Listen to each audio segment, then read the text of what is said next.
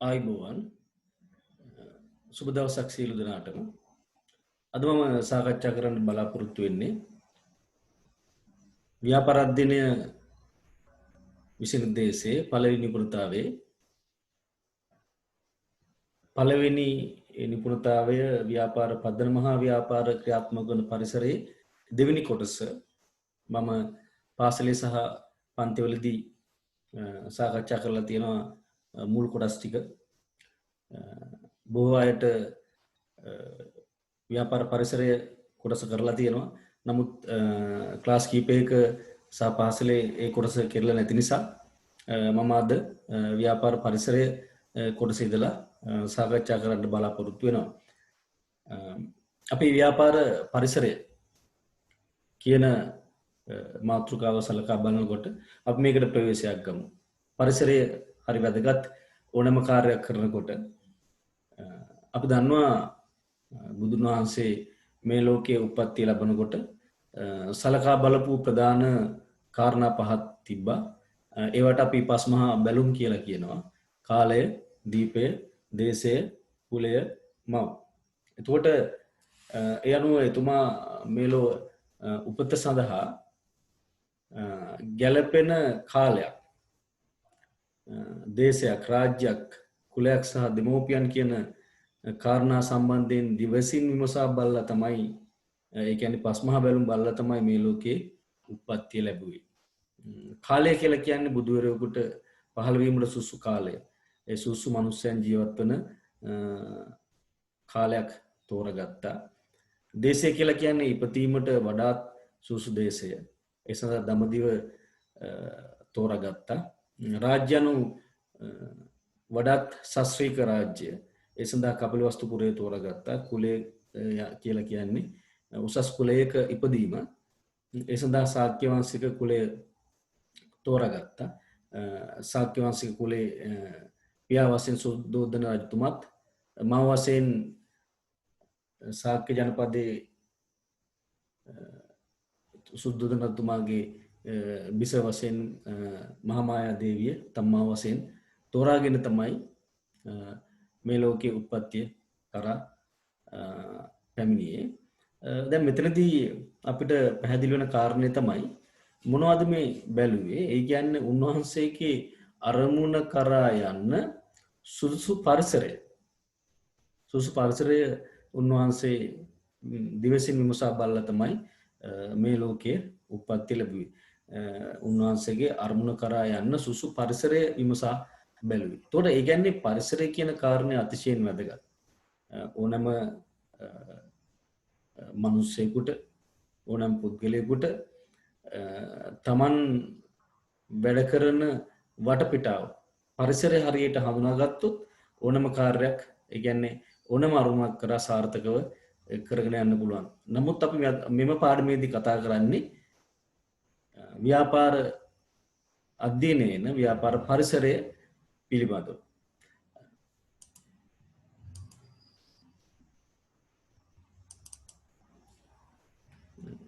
අපි ව්‍යාපාර අධ්‍යයන විෂයේ ව්‍යාපාර කෙරෙහි බලපෑම් ඇති කරන ව්‍යාපාර පරිසරය,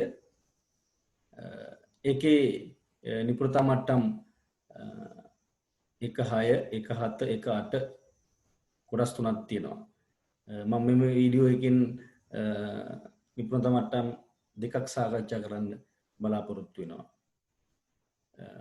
ඒ අනුව 1.6 නිපුණතාවය ව්‍යාපාරය කෙරෙහි බලපෑම් ඇති කරන ව්‍යාපාර පරිසරය වර්ග කරයි. මෙම නිපුණතාව මට්ටම අවසානයේදී බලාපොරොත්තු වන ඉගෙනුම් ඵල තමයි ව්‍යාපාර කෙරෙහි බලපෑම් ඇති කරන අභ්‍යන්තර පරිසර බලවේග ලැයිස්තුගත කරයි. එක් අභ්‍යන්තර පරිසර බලවේගය ආශ්‍රිත ශක්තින හා දුර්වලතා සඳහා නිදසුන් දක්වයි. ව්‍යාපාර අභ්‍යන්තර පරිසරයේ ශක්තින හා දුර්වලතා ව්‍යාපාර කටයුතු කෙරෙහි බලපෑම් කරන ආකාරය තුලනාත්මකව විග්‍රහ කරයි. ශක්තියින් ප්‍රයෝජනටගෙන ව්‍යාපාර සාර්ථක කරගත හැකි ආකාරය දුර්වලතා මගහරවා ගැනීමට ගත හැකි ක්‍රියාමාර්ගත් පැහැදිලි කරයි. මෙන්න මේ ඉගෙනුම් ප්‍රතිඵල මෙම නිපුණතාවය අවසානයේ ඔබගෙන් ලැබේ යයි අපි බලාපොරොත්තු වෙනවා.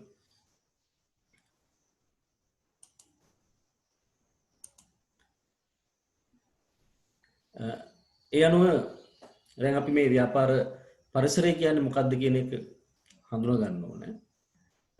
ව්‍යාපාරයක් පවත්වාගෙන යනකොට ඒ ව්‍යාපාරයේ අවට වටපිටාව ඒ සමස්ත වටපිටාවට අපි කියනවා ව්‍යාපාර පරිසරය කියලා. එතකොට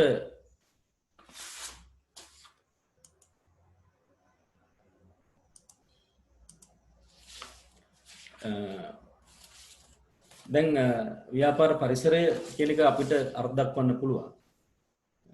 ව්‍යාපාර කටයුතු කෙරෙහි බලපෑම් ඇති කරන සමස්ත වටපිටාව. ඒ සමස්ත වටපිටාවට අපි කියනවා ව්‍යාපාර පරිසරය කියලා. ඒ කියන්නේ ව්‍යාපාර කටයුතු කෙරෙහි බලපෑම් කරන ඒ සාධක ඇතුළත් පරිසරයට අපි කියන්නේ ව්‍යාපාර පරිසරය කියලා. ඔබ මෙතන මම ටියුට් එක මේ වීඩියෝ තුල අන්තර්ගත කරනවා. ඔබට PDF වශයෙන් ගන්න පුළුවන්. සමහර දරුවන්ට මම මේක දීලා තියෙනවා. ඒ අයට මේකේ මෙහෙම ලියා ගන්න පුළුවන් මේ ස්ථනේ ව්‍යාපාර කටයුතු කෙරෙහි බලපෑම් ඇති කරන සාධක ක්‍රියාත්මක වන පරිසරය ව්‍යාපාර පරිසරය ලෙස හැඳින්වේ. ව්‍යාපාරික අරමුණු ඉටු කර ගැනීම සම්බන්ධයෙන් හිතකර ලෙස හෝ අහිතකර ලෙස බලපාන්නා වූ එමගින් ව්‍යාපාරයේ ප්‍රාත්ම තීරණය කරන්නා වූ සියලුම සාධකයන්හි එකතුව ව්‍යාපාර පරිසරය ලෙස තවදුරටත් හැඳින්විය හැක. ඒ ස්ථානට අදාළ කොටස ඒ ටික ලියවෙන්න ඕන. ඒ කියන්නේ ව්‍යාපාර පරිසරය කියලා කියන්නේ ව්‍යාපාර කටයුතු කෙරෙහි හිතකර අන්දමින් හෝ ව්‍යාපාර කටයුතු කෙරෙහි අහිතකර අන්දමින් බලපෑම් ඇති කරන ඒ සාධක ඇතුළත් සමස්ත වටපිටාවට අපි ව්‍යාපාර පරිසරය කියලා කියනවා. දැන් මේ ව්‍යාපාර පරිසරයේ අධ්‍යයනයේ අපිට ලබා ගන්න පුළුවන් ප්‍රතිලාභ හතරක් තියෙනවා. එකක් තමයි නව ව්‍යාපාර අවස්ථා හඳුනා ගන්න පුළුවන්. ඒ කියන්නේ ව්‍යාපාර පරිසරය අධ්‍යයනය කරලා අපිට බාහිර පරිසරයේ තියෙන අවස්ථාවන් අපිට හඳුනා ගන්න පුළුවන්. ඒ වගේම ව්‍යාපාරය සාර්ථකව පවත්වාගෙන යන්න පුළුවන්. හරියටම අපි ව්‍යාපාර පරිසරය හඳුනාගත්තාම ව්‍යාපාර අරමුණු කරා පහසුවෙන් ළඟා වෙන්න පුළුවන්. අරමුණ පරමාර්ථ නිසි පරිදි ළඟා කරගන්න පුළුවන්. සඳුවත විශ්ලේෂණ අපි ඒ කියන්නේ ශක්තියින් දුර්වලතා අවස්ථා තර්ජන ඒවා හඳුනා ගන්න පුළුවන් ව්‍යාපාර පරිසරය අධ්‍යයනය කිරීම තුලින්. හරි එතකොට මේ ව්‍යාපාර පරිසරය අපි වර්ග කරනවා ප්‍රධාන කොටස් දෙකකට. ව්‍යාපාර පරිසරය අභ්‍යන්තර පරිසරය බාහිර පරිසරය කියලා වර්ග කරනවා. බාහිර පරිසරය ආසන්න පරිසරය හා සාර පරිසරය කියලා වර්ග කරනවා. දැන් මෙම වර්ගීකරණය හඳුන්වා දුන්නේ කළමනාකරන ප්‍රවේශය යටතේ ඒ මැනේජ්මන්ට් 8 එඩිෂන් කියන කෘතියෙන් රිකි WF ග්‍රිෆින් නැමැත්තා මෙම වර්ගීකරණය තමයි අපි ගුරුවත් පොතේ ව්‍යාපාර අධ්‍යයනය හැදෑරීමේදී දීලා තියෙන්නේ. ඒ වගේම මේ වර්ගීකරණය තමයි අපි විභාගෙදී ඇහුවොත් ඉදිරිපත් කළ යුතු වන්නේ. ඒ වගේම තවත් වර්ගීකරණයක් තියෙනවා අලෙවිකරණ ප්‍රවේශය යටතේ. මේක අපිට 13 වෙනි ශ්‍රේණියේ ව්‍යාපාර සැලැස්ම කියන කොටසදී හම්බ වෙනවා මේ කොටස. එතනදී විතර අපි මේක පාවිච්චි කරන්නේ සාර පරිසරය හා සූක්ෂම පරිසරය කියලා ව්‍යාපාර පරිසරය වර්ග කරනවා. එතකොට මේ අපි කළමනාකරන ප්‍රවේශය යටතේ තියෙන වර්ගීකරණය තමයි පාවිච්චි කරන්නේ. එතනදී අපි ව්‍යාපාර පරිසරය අභ්‍යන්තර බාහිර පරිසරය කියලා වර්ග කරනවා. අභ්‍යන්තර පරිසරයේ ප්‍රධාන සාධක ප්‍රධාන බලවේග හයක් ගැන අපි කතා කරනවා. අයිතිකරුවන්, කළමනාකරුවන්, සේවකයන්, සංවිධාන සංස්කෘතිය, සංවිධාන ව්‍යුහ සම්පත්. ඒතර බාහිර පරිසරයේ වර්ග කරනවා ආසන්න පරිසරයයි එහෙම නැත්නම් සාරව පොදු පරිසරය කියලා. ඉතින් ආසන්න පරිසරයේ ගනුදෙනුකරුවන්, සැපයුම්කරුවන්, තරංකරුවන්, ආදේශන භාණ්ඩ නිෂ්පාදකයන් විභව ව්‍යාපාරිකයන් ගැන හැදෑරිය යුතුයි. සාර පරිසරය, දේශපාලන පරිසරය, අනෛතික පරිසරය, ආර්ථික පරිසරය, සමාජ සංස්කෘතික පරිසරය, තාක්ෂණික පරිසරය, ස්වභාවික පරිසරය, ප්‍රජා පරිසරය, ගෝලීය පරිසරය කියන මේ පරිසරය හැදෑරිය යුතුයි. අපිට විෂය නිර්දේශය තුළ මේ පාඩමේදී මෙන්න මේ එක් පරිසර සාධක ගැන එකින් එක අපි සාකච්ඡාවට ලක් කරනවා. එතකොට මෙන්න මේ ව්‍යාපාර පරිසර සාධක අතර අන්තර් සම්බන්ධතාවයක් තියෙනවා. ඒ සම්බන්ධතාවය තමයි මේ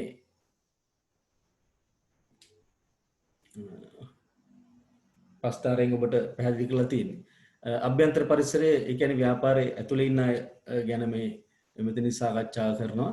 අයිතිකරු, කළමනාකරු, සේවකයෝ, සංවිධාන සංස්කෘතිය, සම්පත්, සංවිධාන විහිව ගැන. ඊළඟට ව්‍යාපාරයට සමීප පරිසරය, ගනුදෙනුකරු, සැපයුම්කරු, ආදේශ භාණ්ඩ නිෂ්පාදකයෝ, වෙළඳපොළට පිවිසීමට අපේක්ෂනා ව්‍යාපාරිකයෝ, තරඟකරුවෝ ගැන සාකච්ඡාවට අපි ලක් කරනවා. ව්‍යාපාරයට ආසන්නයේ ඉන්න පරිසරය. ඊළඟට ව්‍යාපාරයට පිටතින් තියෙන පරිසරය සාර පරිසරය කියලා කියනවා අපි. ඒකෙදි මෙන්න මේ ආර්ථික, දේශපාලන, නෛතික, තාක්ෂණික, ප්‍රජා, ස්වභාවික, සමාජ සංස්කෘතික, ගෝලීය, ආර්ථික කියන මේ පරිසර ටික අපි හදාරන්න ඕනේ. අපි ඉස්සෙල්ලාම සාකච්ඡා කරන්නේ අභ්‍යන්තර පරිසරය ගැන. ඒ අභ්‍යන්තර පරිසරය අපි බොහෝ දුරට ව්‍යාපාර අධ්‍යයන විෂයේදී පාසල තමයි උදාහරණයට ගන්න. පාසලේ අපි උදාහරණයක් පාසල ගත්තොත් එහෙම පාසලේ වැටෙන් ඇතුලේ පරිසරය. ඒ වැටෙන් ඇතුලේ පරිසරයට අපි කියනවා අභ්‍යන්තර පරිසරය කියලා. ඒ වැටෙන් ඇතුලේ පරිසරයේ ඉන්නවා තියෙන සාධක කීපයක් තියෙනවා. බලවේග කීපයක් ඒ තුල ක්‍රියාත්මක වෙනවා. විශේෂයෙන්ම විදුහල්පතිතුමා, ගුරුවරු, පාසල් සිසුන්, ඊළඟට ගොඩනැගිලි, ක්‍රීඩා පිට්ටනි, ඒ වගේ සම්පත් ඒ තුල පිහිටා තියෙනවා. අපි දැන් පාසලක දිනදා ඉගෙනුම් සඳහා බලපෑම් ඇති කරන පාසල තුල පවතින බලවේග ගැන කතා කරනකොට ඒවා පාසලේ කටයුතු කෙරෙහි ධනාත්මක බලපෑම් කරන ආකාරයට අපිට දකින්න ලැබෙනවා. පාසලේ කටයුතු කෙරෙහි ඍණාත්මක බලපෑම් ඇති කරන විදිහත් අපිට දකින්න ලැබෙනවා. එතකොට අපි එක බලවේගයක් තමයි සිසුන්. ඔවුන් පාසලේ කටයුතු කෙරෙහි ධනාත්මක අයුරින් බලපාන්නේ කොහොමද? ඔවුන් විනයගරුක වුණොත්, කුසලතා පූර්ණ වුණොත්, දක්ෂතා සහිත වුණොත්, ඉගෙනුමට කැප වුණොත් පාසලේ කටයුතු කෙරෙහි ධනාත්මක අයුරින් බලපානවා. ඒ වගේම පාසලේ කටයුතු කෙරෙහි ඍණාත්මක අයුරින් බලපෑම් කරන ආකාරය අපි බැලුවොත් එහෙම ඉගෙනුමට ඍණාකල්ප දැරීම, පසුගාමි, කම්මැලි, වැඩ කරන්නේ නැහැ, විනයගරුක නැහැ. එහෙම වුණොත් එහෙම ඒවා ඔබ දන්නවා පාසලේ කටයුතු කෙරෙහි ඍණාත්මක අයුරින් බලපෑම් කරන්නේ. ඒ වගේම තමයි පාසලේ ගුරුවරුන් තුල ඉහළ අධ්‍යාපන සුසුකම් තියෙනවා. ඉගැන්වීම කුසලතා සහිත නම්, මානව හිතවාදී නම්, ළමයිගේ ප්‍රශ්නවලදී සානුකම්පිත විමසා බලා ඒ වැඩ කටයුතු කරනවා නම් පාසලේ කටයුතු කෙරෙහි ධනාත්මක අයුරින් බලපානවා. ඒ වගේම තමයි පාසලේ කටයුතු කෙරෙහි ඍණාත්මක අයුරින් බලපාන ප්‍රමාණවත් ගුරුවරු නැත්තම්, ගුරුවරු වගවීම් දැරීමට කැමැත්ත දක්වන්නේ නැත්තම්, කැපවීම මදි නම්, පුහුණුව මදි නම් පාසලේ කටයුතු කෙරෙහි ඍණාත්මක අයුරින් බලපෑම් කරනවා. එතකොට පන්ති කාමරේ ඉඩකඩ, පන්ති කාමරය තුල ප්‍රසන්න පරිසරයක් තියෙනවා, ප්‍රමාණවත් ඉඩකඩ තියෙනවා, පහසුකම් සහිත නම්, ඒ කියන්නේ පාසල තුල ස්මාර්ට් ක්ලාස් රූම් වගේ ඒවා තියෙනවනම් පාසලේ කටයුතු කෙරෙහි ධනාත්මක අයුරින් බලපෑම් කරනවා. ඒ වගේම දෙස්පුරු නැත්තම්, අබලන්නම්, ඉඩකඩ ප්‍රමාණවත් නැත්තම් පාසලේ කටයුතු කෙරෙහි ඒවා ඍණාත්මක අයුරින් බලපෑම් කරනවා. එතකොට පාසලේ ශිෂ්‍ය නායක නායිකාවන් ඔවුන් මනා කැපීම් වැඩ කරනවා නම්, කුසලතා පූර්ණ නම්, අභියෝග වලට සාර්ථකව මුහුණ දෙනවා නම්, හොඳින් තීරණ ගන්නවා නම් පාසලේ කටයුතු කෙරෙහි ධනාත්මක අයුරින් බලපෑම් කරනවා. ඒ වගේම තමයි ඔවුන් වගකීම් දරන්නේ නැත්තම්, ඔවුන් නොසලකිලිමත් නම්, හරියට වැඩ කරන්නේ නැත්තම් පාසලේ කටයුතු කෙරෙහි ඍණාත්මක අයුරින් බලපෑම් කරනවා. එතකොට මෙන්න මේ විදිහට පාසලේ කටයුතු කෙරෙහි ධනාත්මක අයුරින් බලපෑම් කරන ඒ ධනාත්මක සාධක වලට අපි ශක්තියින් කියලා කියනවා. ඒ පාසලේ කටයුතු කෙරෙහි ඍණාත්මක අයුරින් බලපෑම් කරන ඒ ඍණාත්මක සාධක වලට අපි කියනවා දුර්වලතා කියලා. එතකොට මෙතන ස්ථානයක් තියෙනවා. එතන මෙන්න මෙහෙම ලියා ගන්න පුළුවන්. මෙසේ පාසලක කටයුතු කෙරෙහි ධනාත්මක හා ඍණාත්මක බලපෑම් ඇති කරන අභ්‍යන්තර බලවේග පවතින අතර එම බලවේග මගින් ඇති කරන ධනාත්මක බලපෑම් ශක්තියින් ලෙසද ඍණාත්මක බලපෑම් දුර්වලතා ලෙසද හැඳින්වේ. ඒ අනුව ව්‍යාපාරවලට බලපෑම් ඇති කරන පරිසර බලවේග ව්‍යාපාරය තුළ ඇති බවත් ඒවා ධනාත්මකව හා ඍණාත්මකව බලපෑම් ඇති කරන බවත් එම ධනාත්මක බලපෑම් ශක්තියින් ලෙසද ඍණාත්මක බලපෑම් දුර්වලතා ලෙසද හැඳින්වේ. ඒ අනුව අපි මෙන්න මේ පාසලේ කටයුතු කෙරෙහි ධනාත්මකව බලපෑම් කරන ශක්තියින් වගේම පාසලේ කටයුතු කෙරෙහි ඍණාත්මකව බලපෑම් කරන දුර්වලතාවක් තියෙනවා. ඒ වගේම ව්‍යාපාරවලත් ඒ වගේම ව්‍යාපාර කටයුතු කෙරෙහි ධනාත්මක අයුරින් බලපෑම් කරන ධනාත්මක සාධක වලට අපි ශක්තියින් කියලා කියනවා. ඒ ඍණාත්මක සාධක වලට අපි දුර්වලතා කියලා කියනවා. එහෙනම් අපි ව්‍යාපාරයක අභ්‍යන්තර පරිසරය ගැන තමයි අපි මේ කොටසේදී අධ්‍යයනය කරන්නේ. ව්‍යාපාර අභ්‍යන්තර පරිසර බලවේග ව්‍යාපාර කෙරෙහි ඇති කරන බලපෑම් විග්‍රහම් කරයි කියන නිපුණතා මට්ටම. එතනදී ව්‍යාපාර කටයුතු කෙරෙහි බලපෑම් ඇති කරන අභ්‍යන්තර පරිසර බලවේග ලැයිස්තුවත කරයි. එක් අභ්‍යන්තර පරිසර බලවේගයේ ආශ්‍රිත ශක්තිනා දුර්වලතා අස්නාන දිසුන් දක්වයි. ව්‍යාපාර අභ්‍යන්තර පරිසරයේ ශක්තිනා දුර්වලතා ව්‍යාපාර කටයුතු කෙරෙහි බලපෑම් කරන ආකාරය තුලනාත්මකව විග්‍රහ කරයි. ශක්තියින් ප්‍රයෝජනටගෙන ව්‍යාපාර සාර්ථක කරගත හැකි ආකාරයත් දුර්වලතා මගහරවා ගැනීමට ගත හැකි ක්‍රියාමාර්ගත් පැහැදිලි කරයි. මෙන්න මේ කොටස අපි මේ අභ්‍යන්තර පරිසරය කියන මාතෘකාව යටතේ සාකච්ඡාවට ලක් කරනවා. දැන් එතකොට ව්‍යාපාරයක අභ්‍යන්තර පරිසරය. දැන් අභ්‍යන්තර පරිසරය කියලා කියන්නේ ව්‍යාපාරයේ තුල සිටින ව්‍යාපාරයට බලපෑම් කරන ඒ බලවේග සහ කණ්ඩායම් වලට බලවේග සහ බලපෑම් කරන සමාවෙන්න ව්‍යාපාරය තුල සිටින ඒට බලපෑම් කරන කණ්ඩායම් හා තත්ත්වවලට තමයි අපි අභ්‍යන්තර පරිසරය කියලා කියන්නේ. දැන් මෙතනදී කණ්ඩායම් කීපයක් තුනක් ගැන කතා කරනවා. අයිතිකරුවන්, කළමනාකරුවන්, සේවකයන් ගැන. ඊළඟට තත්ත්වයන් තුනක් ගැන කතා කරනවා. සංවිධාන සංස්කෘතිය, සම්පත්, සංවිධාන ව්‍යුහය ගැන. ඒතර එනම් අභ්‍යන්තර පරිසරය මෙතන මෙන්න මේ ස්ථානේ ලියා ගන්න පුළුවන් ඔබට ව්‍යාපාරයේ තුල සිටින ඒට බලපෑම් කරන කණ්ඩායම් හා තත්ත්ව ව්‍යාපාරයක අභ්‍යන්තර පරිසරය වේ.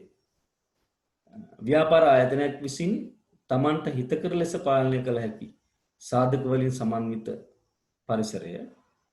ඒ කියන්නේ අභ්‍යන්තර පරිසර සාධක ව්‍යාපාරයට පාලනය කරගන්න පුළුවන්. අභ්‍යන්තර පරිසරයේ අධ්‍යයනය තුළින් ව්‍යාපාරයකට ධනාත්මකව බලපෑම් ඇති කරන ධනාත්මක සාධක හේවත් ශක්තියින් සහ ව්‍යාපාරයකට ඍණාත්මකව බලපෑම් ඇති කරන දුර්වලතා හඳුනා ගන්න පුළුවන්. ඒ අනුව මෙතන මෙහෙම ලියන්න. සංවිධානයේ තුල සිටින එහෙම නැත්නම් ව්‍යාපාරයේ තුල සිටින ඒට බලපෑම් කරන කණ්ඩායම් තත්ත්ව ව්‍යාපාරික අභ්‍යන්තර පරිසරය වේ. ව්‍යාපාර ආයතනයක් විසින් අභ්‍යන්තර පරිසරය තමන්ට හිතකර ලෙස පාලනය කරගත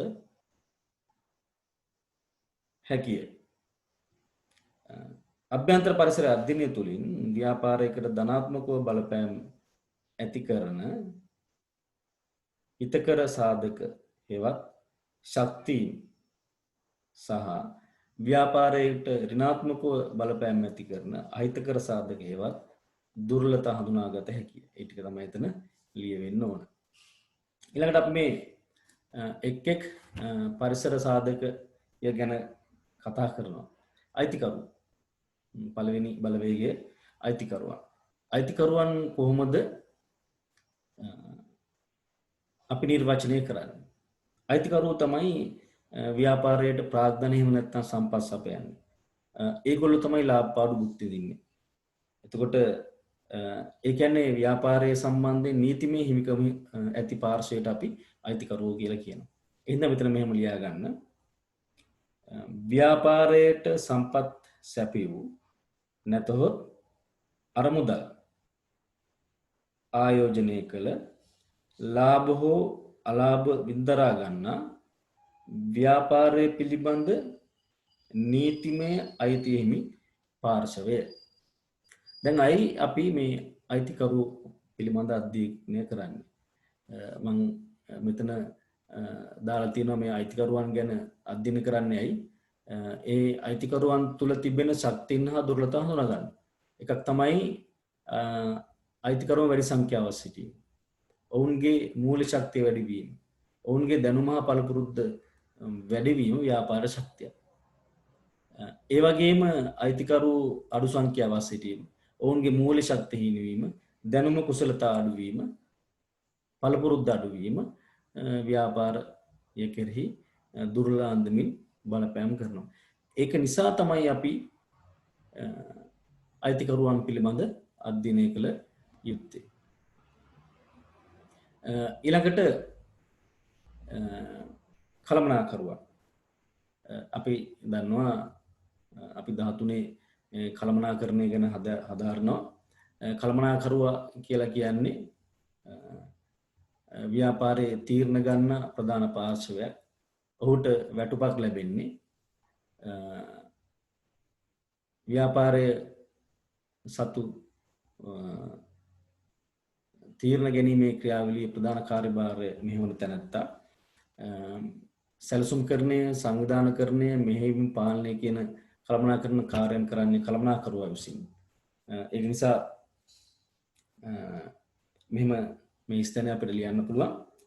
කළමනාකරුවා ගැන නිර්වචනයක්.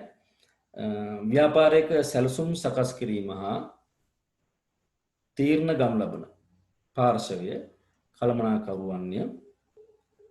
ව්‍යාපාරයේ අරමුණු ඉටු කර ගැනීම සඳහා එහි සම්පත් කාර්යක්ෂමව හා සඵලදායීව සැලසුම්කරණය, සංවිධානකරණය, මෙහෙයුම පාලනය කරන්න කළමනාකරුවාය කියලා මේ ස්ථානේ අපිට ලියන්න පුළුවන්.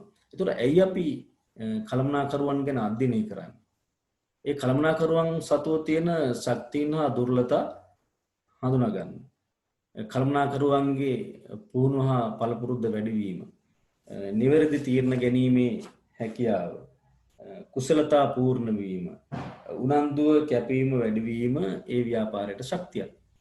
ඒ වගේම තීරණ ගැනීමට පසුබට වීම, වැරදි තීරණ ගැනීම, දැක්මක් නොතිබීම, මන්දෝත්සාහී බව, වැරදි තීරණ ගැනීම ව්‍යාපාරයේ දුර්වලතාවය. ඒ නිසා තමයි අපි කළමනාකරුවන් ගැන අධ්‍යයනය කරන්නේ. ඒ කළමනාකරුවන් සතු තියෙන ශක්තියන් හා දුර්වලතා හඳුනා ගන්න. ඊළඟට සේවකයෝ.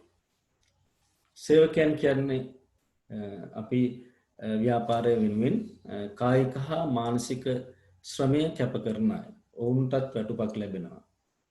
එහෙනම් මේ මෙතන මෙහෙම ලියා ගන්න. ව්‍යාපාරය සඳහා වැටුපක් වෙනුවෙන් කායික හා මානසික ශක්තිය සපයන්නන්ය ඉහළ කළමනාකරුවන් විසින් ගනු ලබන සැලසුම් හා තීරණ අනුව පහළ මට්ටම් වලට අදාළ කාර්යයන් හි නිරත පාර්ශවයේ සේවකයන්. ඒ විදිහට මෙතන ලියා ගන්න පුළුවන් ඔබට. අපි සේවකයන් ගැන අධ්‍යයනය කරන්නේ සේවකයන් තුළ තියෙන ශක්තියන් හා දුර්වලතා හඳුනා ගන්න. දක්ෂ පළපුරුදු සේවකයන් සිටීම, විවිධ හැකියාවන්ගෙන් යුක්ත වීම, යහපත් ආකල්ප දැරීම, අභිපේරණය වූ සේවකයන් සිටීම, ව්‍යාපාරය කෙරෙහි ධනාත්මක අයුරින් බලපෑම් කරන එහෙම නැත්නම් ව්‍යාපාර ශක්තියක් වෙනවා. ඒ වගේම පුහුණු සේවකයන් සිටීම, වග වීමෙන් හා වගකීම් තොර සේවකයන් සිටීම, අයහපත් පුරුදු පැවතීම, විනාකාරප දැරීම, අකාර්යක්ෂම සේවකයන් සිටීම ව්‍යාපාරයේ කටයුතු කෙරෙහි ඍණාත්මක අයුරින් බලපෑම් කරනවා. ඒ කියන්නේ ව්‍යාපාරයේ දුර්වලතා. එතකොට සේවකයන් සතු තියෙන දුර්වලතා සහ ශක්තියන් හඳුනා ගන්න තමයි අපි සේවකයන් ගැන අධ්‍යයනය කරන්නේ.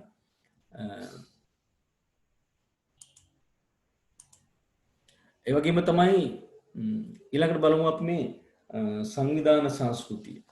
ඒ කියන්නේ ව්‍යාපාර අභ්‍යන්තර පරිසරයේ තියෙන තත්ත්වයක් තමයි සංවිධාන සංස්කෘතිය. මොකද්ද සංස්කෘතිය කියලා කියන්නේ? දැන් ඔබ කතා කරන භාෂාව, ආගම, අදහන සිරිත් පිරිත්, ඒ සියලු දේවල් ඔබට ලැබුණේ ඔබගේ අම්මගේ තාත්තගේ. එතකොට මොකද්ද මේ සංස්කෘතිය කියලා කියන්නේ? අපේ ඉහළ පරම්පරාව විසින් පහළ පරම්පරාවට පවරා දෙනු ලබන සියලුම දේවල් වලට අපි කියන සංස්කෘතිය කියලා. ඒ වගේම තමයි අපි මෙතන කතා කරන්නේ ආයතනයක් ඇතුලේ තියෙන සංස්කෘතිය. ඒ ආයතන ඇතුලේ සංස්කෘතිය ඒ ආයතනයට ශක්තියක් වෙනවා වගේම ඒ ආයතනයේ දුර්වලතාවයක් වෙන්න පුළුවන් සංවිධාන සංස්කෘතිය. එනවා අපිට මෙතන මෙහෙම නිර්වචනය ලියා ගන්න පුළුවන්.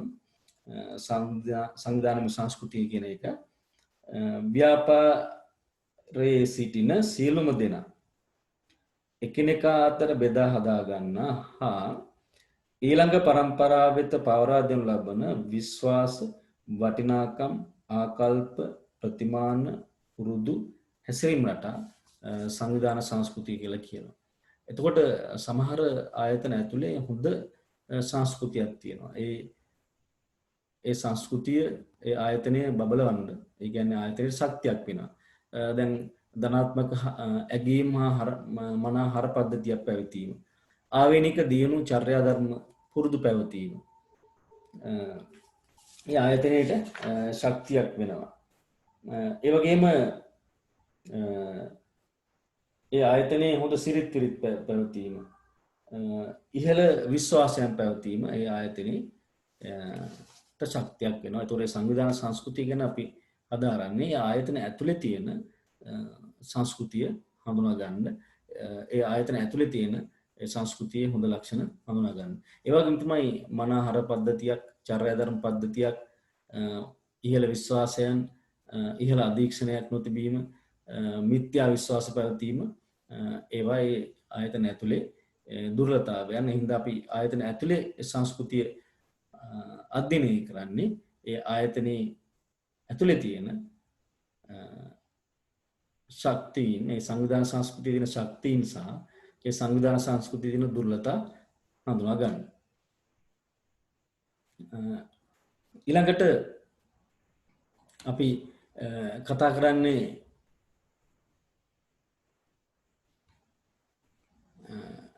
සම්පත් ගැන. අපි දන්නවා අපි මෙම නිපුණතාවදී හදාරලා තියෙනවා සම්පත් කියන්නේ මොනවද කියලා.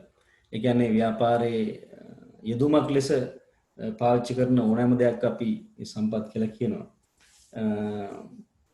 ඒ අනුව අපිට මෙතන මෙහෙම ලියන්න පුළුවන්.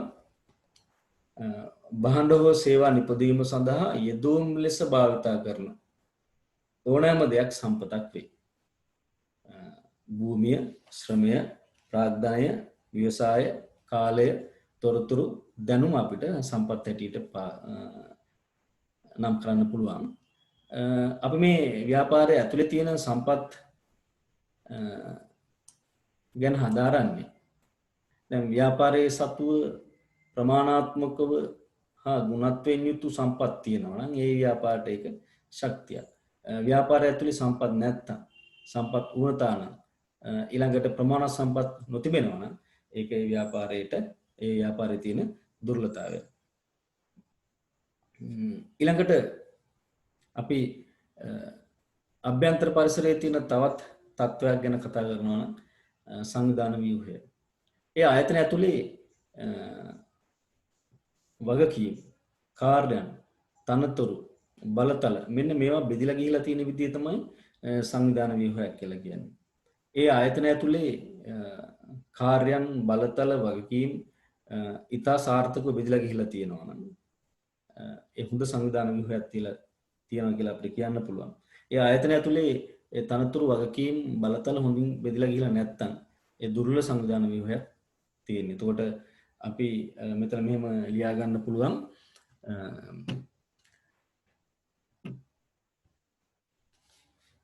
සංවිධානයේ අරමුණු පහසුවෙන් ළඟා කර ගැනීමට හැකිවන පරිදි සංවිධානයේ කටයුතු සම්පත් අධිකාරිය එහෙම නැත්නම් බලතල නැතහොත් දෙපාර්තමේන්තු බෙදී ගොස් ඇති ආකාරය කියලා මෙතන ලියන්න පුළුවන්. මම නැවත කියන්නම්.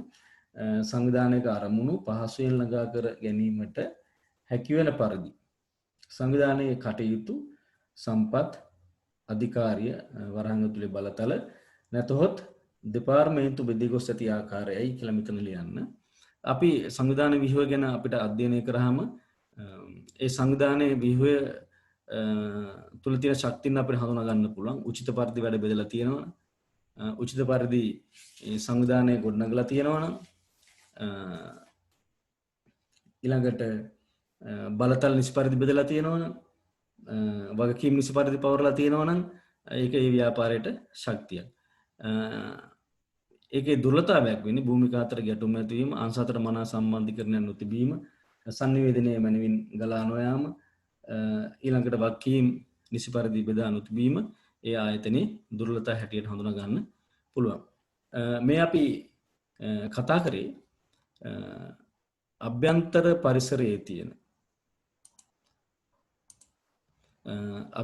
පරිසරයේ තියෙන ශක්තියින් හා දුර්වලතා පිළිබඳව. ඒ කියන්නේ ව්‍යාපාරයේ අභ්‍යන්තර පරිසරයේ තියෙන බලවේගයන් හැදෑරීම තුළින් ව්‍යාපාරයේ කළමනාකරට පුළුවන් ශක්තියින් හා දුර්වලතා හඳුනා ගන්න. ඒ නිසා ඕනෑම කළමනාකරයෙකුට වැදගත් සිද්ධාන්තයක් ඒක. තමන් වැඩ කරන්න යන ආයතනය ඇතුලේ තියෙන ශක්තියින් මනාව හඳුනාගෙන ඒ ශක්තියින් වලින් උපරිම ප්‍රයෝජනය ගන්න ඕනේ. ඒ වගේම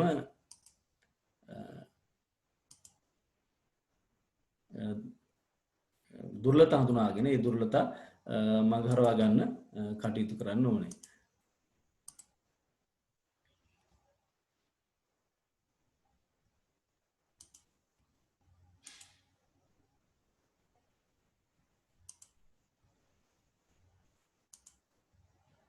හරි දැන්